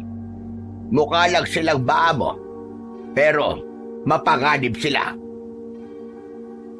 Halos kilabutan ako ng mga sandaling yon. Napalunok ako ng laway, maging si Paner. Dahil hindi namin inaasahan na ng mga oras na yon ay nasa bingit na pala kami ng kamatayan. Hindi namin alam na pag-aari ang isla na yon ng mga aswang. Mag-iingat kayo sa mga aswang sa isla na yon, sapagkat ang mga Portos ay may kakayahan na mag-andong tao, lalo na kung ipag-uutos ng kanilang pinuno. Nang marinig ko ang mga sinabi ni Lolo Gimo, pinagmasdan ko ang espada. Bigla kong naramdaman ang kakaibang enerhiya na gumapang sa aking katawan. Lumitaw ang liwanag na para bang gumuguhit sa aking ugat. Nagkikikisay ang katawan ko at kahit na anong gawin ko ay hindi ko mabitiwan ang espada. Lolo, ano po nangyayari sa kaibigan ko? Pabayaan mo siya. Huwag mo lang siyang hahawakan. Ilang minuto lang ay mawawala ang sakit na nararamdaman niya. Meron na liwanag na bumabalot sa kanyang katawan at tanging siya lamang ang nakakakita. Kaya sa oras na makilala na siya ng espada, magiging madali na para sa kanya ang lahat. Totoo ang sinabi ni Lolo Gimo. Hindi ko makontrol ang nararamdaman ko ng mga sandaling yon. Kahit gusto kong bumangon at tumingi ng tulong sa kanila, ay walang boses na lumalabas sa aking lalamunan. Hanggang sa tuluyan na ngang nagdilim ang aking paningin at nawalan na ako ng ulirat. Nagising ang natutulog kong diwa sa mahinang yugyog ng kamay ni Paner. Tol, gising na. Tol, gumising ka na. Tol naman, nakikiusap ako sa'yo, gumising ka na. Dahan-dahan kong iminulat ang aking mga mata at tumambad sa aking paningin ang nag-aalala na kaibigan kong si Paner. Nasa tabi niya pa rin si Lolo Gimo na nakatingin din sa akin. Paner, alalayan mo siyang bumangon. Dahan-dahan lang. Tol, humawak ka sa braso ko ah. Mabuti naman at gising ka na. Salamat sa Diyos. Ano ba nangyari, Tol? Lolo Gimo? Bakit po ako nawalan ng malay? Hindi mo kinaya ang malakas na enerhiya na sumanib sa iyong katawan. Ano na po bang oras? Teka, maliwanag na ang paligid ah. Kung ganun, magdamag po ako nakatulog. Brando, 8 oras kang natulog. Nagtanghalian na kami ni Lolo.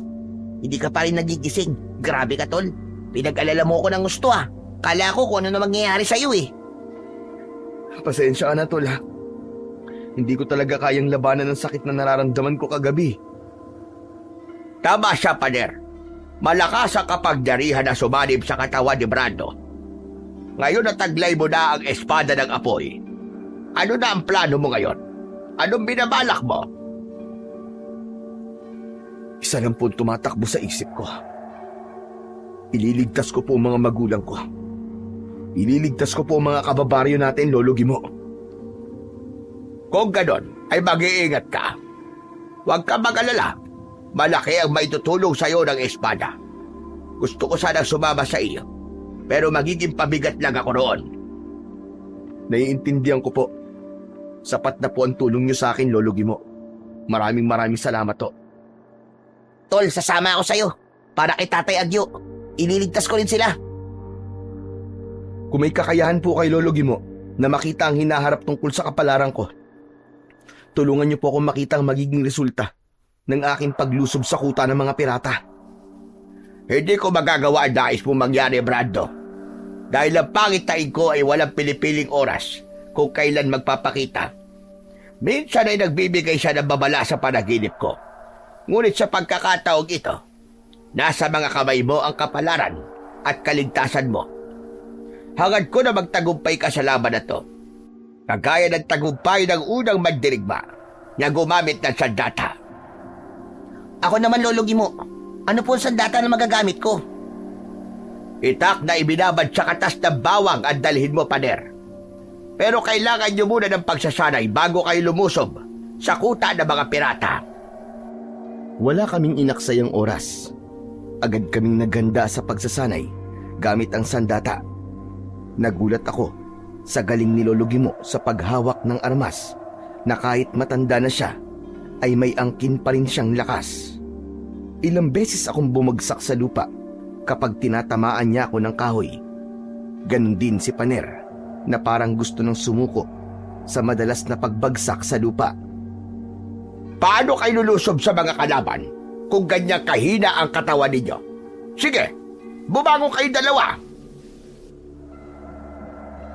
Magkasabay kaming bumangon ni Paner habang pasuray-suray sa pag-atake gamit ang patpat. Bawat galaw ng matanda sa pakikipaglaban ay natatalo kami, kaya pinag-aralan ko ang kanyang kilos, pati ang pagkumpas ng kamay niya habang hawak ang patpat. Sumugod si Paner kay Lolo Gimo, pero isang malakas na pagpalo sa hita ang naranasan ng aking kaibigan at bumagsak siya ng pasadsad sa lupa habang namimilipit sa labis na sakit. Ako naman ang sumugod. Naiwasan ko ang unang pag-atake ni Lolo Gimo. Sa pag-ikot ko sa likod ng matanda, tinamaan ko siya ng palo sa likod. Muntik siyang mapasubsob, subalit nahawakan ko siya sa damit. Inatake niya ako ng palo sa braso, pero naiharang ko ang kahoy na hawak ko. Kaya hindi yun tuluyan lumapit sa aking katawan. Bumakas ang tuwa sa anyo ni Lolo Gimo habang pabilis ng pabilis ang pagpalo niya sa katawan ko na nasasalag ko rin ng mabilis. Humihingal na tumigil si Lolo Gimo at masayang nagsalita. Mabilis matuto ang mandirigmang nagmamay-ari ng espada. At taglay mo yon. Sigurado na ako, Brando, na ikaw talaga ang itinakda. Pambihira naman, Lolo Gimo. Paano naman ako? Huwag kang mag-alala, Pader, dahil ikaw naman ang itinakda para maging alalay ni Brando. Natawa na lamang ako sa sinabing yun ni Lolo Gimo. Saka inakbayan ako ng matanda at inaya na magpahinga sa upuan sa ilalim ng puno. Pagkaupo namin ay nagsalita siya na merong tono ng lungkot ang boses. Sana magtagumpay ka sa pagbawi sa pamilya mo, Brando. Huwag kang gumaya sa akin na namatay ang pamilya dahil sa kahinaan ko.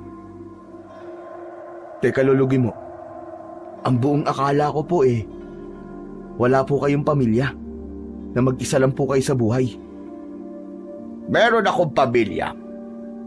Pinatay na mga aswang na puntos. Ako at ang nag-iisa kong anak na labang ang nakaligtas.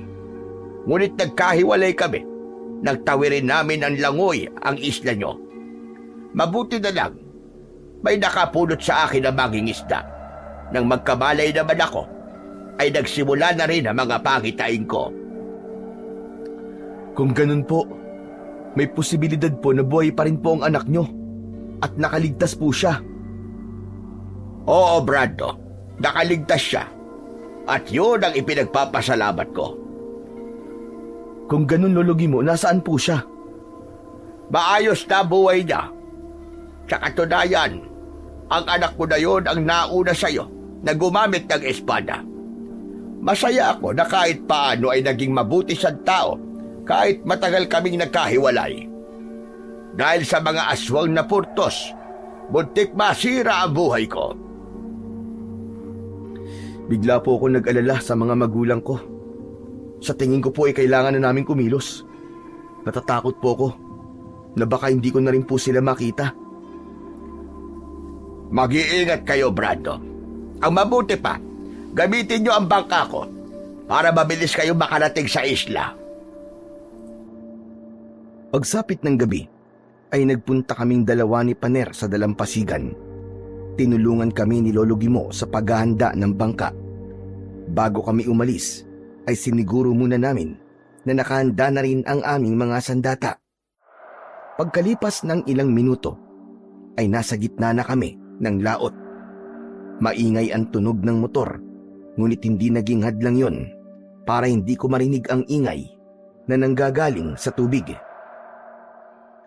Teka, sandali lang, Paner. Naririnig ko na merong mga nilalang na nakasunod sa atin. Sige, Brando. Papatayin ko muna ang motor ng bangka. Nang mawala ang ingay, ay kumalat naman ang katahimikan sa paligid. Itinaas ko ang aking espada at itinutok ko yun sa tubig. Napansin ko ang pagkakaroon ng ipu-ipon tubig sa tapat ng bangka namin. Nanlaki ang mga mata ko nang lumitaw mula sa tubig ang nakapangingilabot na nilalang. Ang aswang na purtos, inaatake nila kami.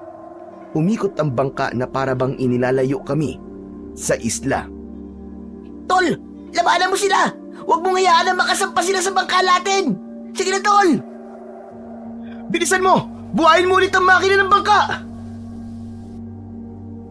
Habang hinihila ni Paner ang makina, ay panay na ang pagwasiwas ko ng aking espada dahil lumulukso ang mga purtos sa aming bangka. Subalit malakas ang aking kapangyarihan. Nagawa kong mapatay ang mga nilalang. Nasunog sila ng aking espada. Mabilis na umandar ang aming sasakyan, pero mabilis din ang paghabol sa amin ng ibang nilalang na pilit pumipigil sa amin na makarating sa isla. Nang makarating kami sa dalampasigan, ay nagmamadali kaming bumaba ng bangka. Ngunit nakita namin na umahon sa tubig ang malalaking isda at sa isang iglap ay naging aswang ang mga yon. Brando, marami sila. Totoo nga sinabi ni Lolo Gimo. May kakayahan silang makapaglakad sa lupa. Higpitan mo ang hawak sa itak mo. Kailangan natin makatakas sa kanila. Iwasan natin na lumikha ng ingay para hindi mabulabog ang iba nating mga kalaban. Malakas ang kutob ko na malapit na tayo sa kuta ng mga pirata. Habang umaatras kami ni Paner, ay patuloy naman sa paglapit ang mga aswang na halos magkakasabay na umaangil. Saktong pagtigil namin sa paghakbang ang paglundag ng isang aswang papalapit sa aming kinaroroonan. Parang may buhay ang aking espada na kusang tumarak ang talim nun sa katawan ng aswang. Nasunog ang nilalang at dahil sa nangyari, sabay-sabay din na sumugod ang iba pang mga aswang. Wala na kaming nagawa kundi ang harapin ang puwersa ng mga kalaban.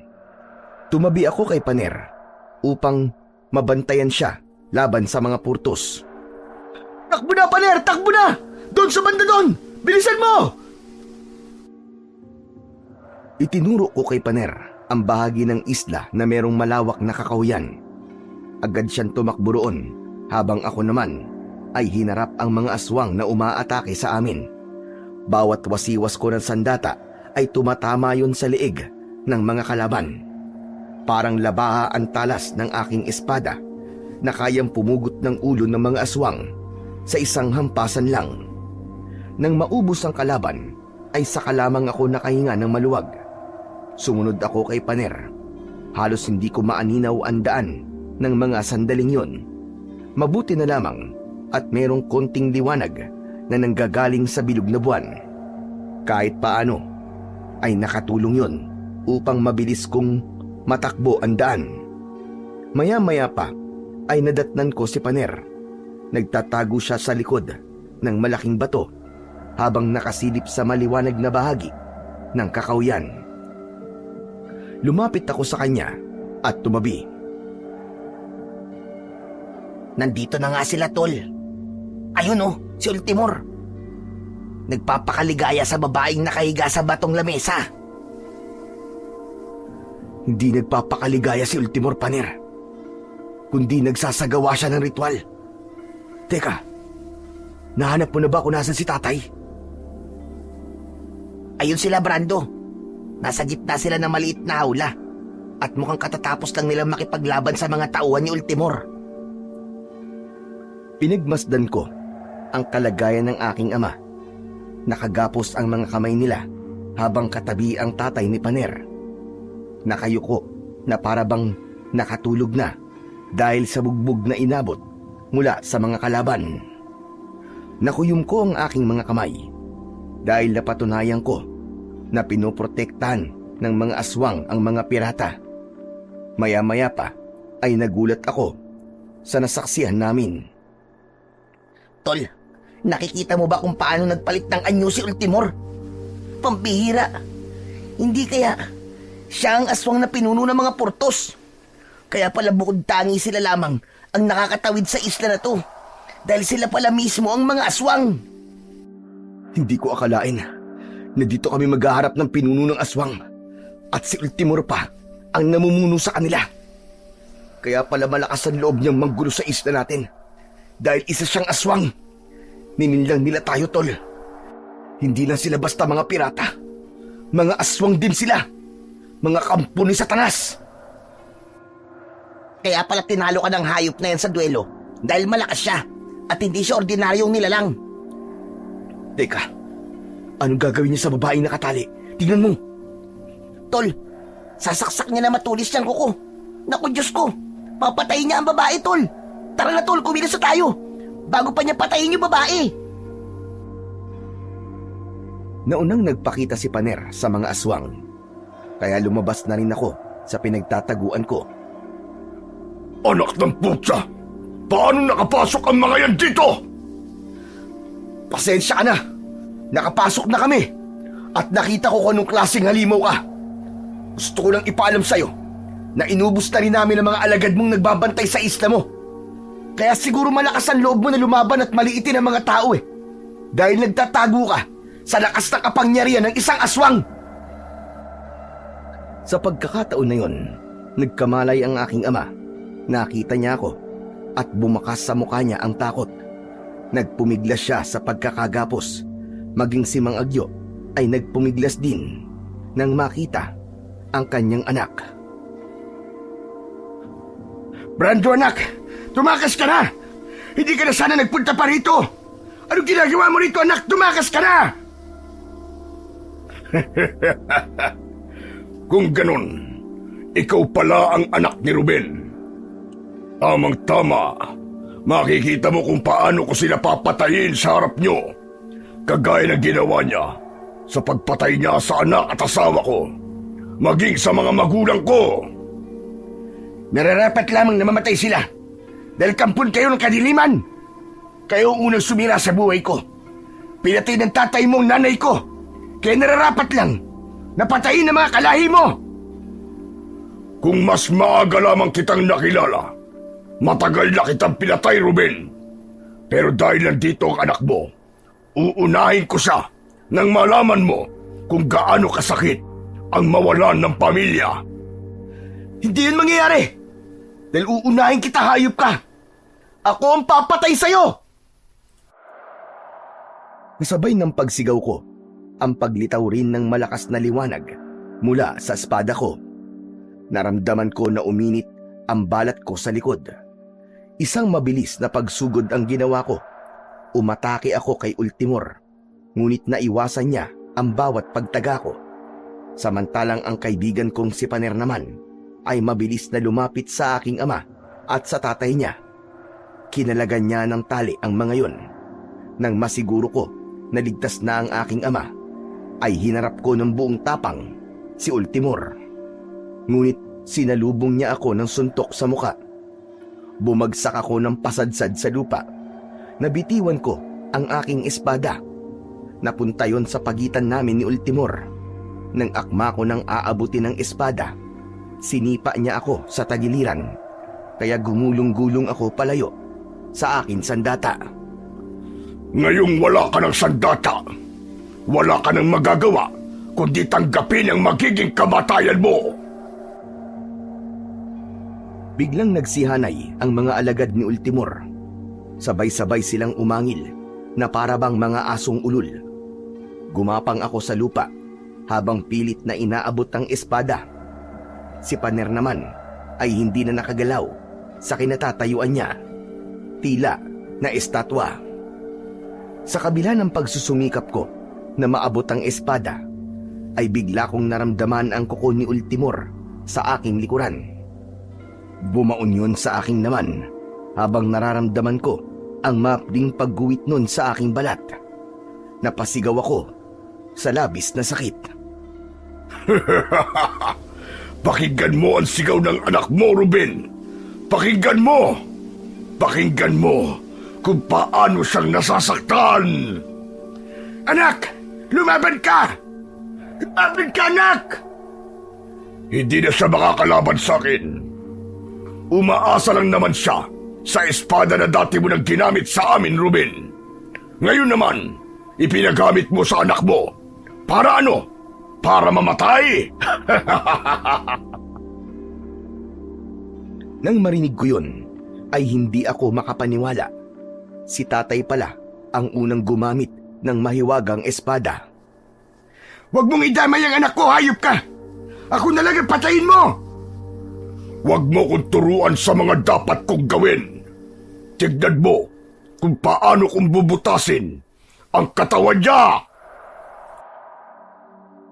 Kasunod ng pagtarak ng kuko ni Ultimor sa aking likod, ang pagsuntok niya sa aking tagiliran. Bawat atake ng kalmot ay malakas akong napapasigaw. Sa kabila ng nararamdaman kong sakit, pinilit kong lumaban. Tumihaya ako ng higa at sinipa ko ang kanyang muka. Ngunit hindi siya natinag. Sa halip, kinagat pa niya ang paa ko. Mas lalong umalingaw-ngaw ang sigaw ko habang nagpupumiglas. Tama na, Ultimor! Tama na! Ako na lang ang saktan mo, wag niyang anak ko! Hayop ka! Papatayin kita! Bakit hindi ka lumapit sa akin? Iligtas mo ang anak mo! Hindi ba? Ganitong-ganito rin ang ginawa mo sa pamilya ko. Ngayon, ano ang pakiramdam na unti-unti kong pinapatay ang anak mo? Naluluwa na tumingin sa akin ang aking ama. Habang hindi siya makalapit sa akin, pilit ko pa rin na inaabot ang aking espada ng apoy. Maya-maya pa ay sumigaw si Mang Ruben. Anak, kahit wala sa iyong espada ng apoy, nasa katawan mo ang kanyang kapangyarihan. Gamitin mo ang iyong kamay at isip. Hayaan mo ang espada lumapit sa iyo, anak! Nang marinig ni Ultimor ang sinabi ng aking ama, ay inunahan niya ako. Akma na sanang kukunin ni Ultimor ang espada nang gawin ko naman ang sinabi ng aking ama. Lumipad ang espada at dumikit yun sa kamay ko. Lumitaw sa talim ang naglalagablab na apoy na bumalot sa aking katawan. Naramdaman ko ang pagkawala ng sugat ko sa likod. Tumayo ako at gumawa ako ng malakas na apoy gamit ang aking mahiwagang espada. Ano pang hinihintay nyo, mga inutil? Atakihin nyo sila! Wala kayong ikitirang buhay! Sugod! Lahat ng sumugod sa aking kinatatayuan ay sinalubong ko ng malakas na pagtaga ng espada. Nasunog ang mga yon at bumagsak sa lupa, habang ang aking ama at ang kaibigan kong si Paner ay nakita ko na nakikipaglaban na rin sa mga aswang na alagad ni Ultimor. Hanggang sa kaming dalawa na lang ang nagharap ng pinuno ng mga aswang. Mabilis na umatake sa akin si Ultimor gamit ang kanyang kuko. Ngunit nakailag ako. Gumanti ako ng taga kay Ultimor at tinamaan ko siya ng malakas na taga sa kanyang balikat. Galit na muli siyang umatake. Kinalmot niya ako sa dibdib at ibinalibag sa lupa. Hindi pa man ako halos nakakabangon ay umatake ulit si Ultimor ng suntok sa akin. Ngunit naiwasan ko yun kasabay ng pagtarak ko ng talim sa kanyang leeg. Kaya hindi siya nakagalaw. Gaganti pa sana ang pinuno ng mga aswang ng pagkalmot sa akin. Ngunit nabunot ko na ang talim ng aking espada at malakas kong ginilitan ang kanyang leeg. Sambulat ang dugo. Bumagsak siya sa lupa. Nilapitan ko siya, saka itinarak uli ang espada sa kanyang tiyan. Hayop kang demonyo ka! Para to sa lahat ng mga biniktima nyo! Mamamatay ka na ngayon! Katapusan mo na! Kasunod ng pagbunot ko sa talim at muling pagsaksak sa dibdib ni Ultimor, sumabog ang katawan niya kasabay ng pagkadurog ng apoy sa katawan ni Ultimor. Natunaw ang mga alagad niya. Sumama ang kanilang mga abo sa hangin. Pasuray-suray naman na lumapit sa akin ng aking ama. Niyakap niya ako ng mahigpit, habang sina Paner naman ay iniligtas ang iba pang mga biyag na naroon sa isla ng mga aswang. Umiiyak ang aking ina nang makita kami ni tatay. Nagyakapan kami ng mahigpit na para bang yun ang unang beses na ginawa namin yun. Sa wakas, nakaligtas lahat ng biyag. Pinakawalan naman ng kaibigan kong si Paner ang babaeng nakita namin nung una na iaalay sana. Anak, maraming salamat. Hindi ka sumuko at iniligtas mo kaming lahat. Napakatapang mo.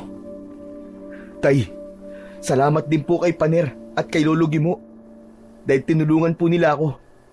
Hindi ko po alam, Tay, na dati po pala kayong manunugis ng aswang at kayo po pala ang una pong gumamit itong mahiwagang espada. Matagal na yun, anak. Tinalikuran ko na ang pagiging manunugis ng aswang. Hindi ko naman nakalain na itutuloy talaga ng matandang yun ang pagpapasa sa iyo ng espada. Sabi niya po kasi, may balat daw po ako sa likod, Tay. Kaya ako raw po ang tagapagmana ng espada ng apoy. Lahat sa lahi natin, anak, may balat na katulad ng sayo. Kasi si Lolo Gimo, ang iyon lolo, na siyang naging manunugis din ng mga aswang dati. Biglang huminto ang mundo ko. Nagulat talaga ako sa nalaman ko na yon. Hindi ko akalain na si tatay pala ang anak na matagal nang hinahanap ni Lolo Gimo at matagal na nilang alam na mag-ama sila. Maging si Paner ay hindi makapaniwala na nasa lahi ko pala ang pagiging manunugis ng mga aswang. Yun nga lang, si Lolo Gimo ay isang babaylan na merong kakayahang pangalagaan ang mga mangyayari pa lamang. Nang gabing yun, ay nilisan namin ang lugar na isla ng mga aswang kasama ang mga biyag, sakay ng bangka ng mga pirata. Pagkalipas ng isang oras na paglalayag, ay narating namin ang isla. Tanging si Lolo Gimo lang ang nakita namin na nakaabang sa aming pagbabalik. Ikinakaway niya ang kamay niya sa amin, habang kami naman ay masaya na rin na kumakaway sa matanda. Pagbaba namin ng bangka ay agad kong niyakap si Lolo Gimo. Lolo Gimo! Lolo Gimo! Pambihira naman po kayo. Bakit di niyo po agad sinabi sa akin na kayo po pala ang lolo ko at si tatay po pala ang anak niyong matagal nang hinahanap? Abay, siyempre, hindi naman masaya kung malalaman mo kagad ang ugnayan natin, hindi ba? Dapat, doon pa lang sa pagbibigay ko sa'yo ng espada, kinutuban ka na. Saka, naaalala mo ba? Doon sa dalampasigan na kinausap kita, hindi ba't nagmamadali akong umalis nang lumapit sa atin si Ruben? Bakit nyo nga po yung ginawa, Lolo Gimo? Mangyaring ayaw kasi ng tatay mo na maging katulad ka namin. Na maging isang manunugis ng aswang at tagapangalaga ng espada ng apoy. Pati si Paner ay hindi na nakatiis at agad na nakisali na rin sa aming usapan. Pambihira. Pati po ako'y nahulog sa pagkukunwari niyo, Lolo eh. Ang galing. Hindi namin nahulaan na maglolo talaga kayo. Teka. Tama na nga yan. Halina kayo sa bahay nang makapag-ayos na ng mga gamit bago matulog. Naka, tay, hindi na po pwede. Sa bahay na lang po tayo ni Lolo Gimo tumuloy. Sinunog na po kasi ng mga tauhan ni Ultimor ang bahay po natin. Anak ng teteng, oh. Pambihira talaga ang mga hayop na yun. Bago namatay, nag-iwan pa ng sakit sa ulo. Teka, may sugat ka sa likod, anak, ha? Sos, wag mo nang isipin, Ruben, ang sugat ng anak mo. Alam mo naman na may kakayahan ang espada na pagalingin ang sugat ng kanyang amo.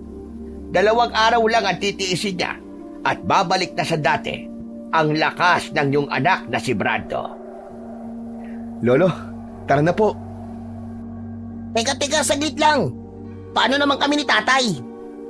Tol, maghanap ka na ng tirahan mo. Pambihira naman to. Teka lang. Baka naman pwede ako kahit sa silong. Nagkatawanan kaming lahat sa biro na yon ni Paner. Maya-maya pa ay sama-sama na kaming nagpunta sa bahay ni Lolo Gimo. Magmula noon ay naging malaya na kami magpunta sa mga karatig na isla. Wala na sa amin ang humaharang na pirata hanggang sa tuluyan ng bumalik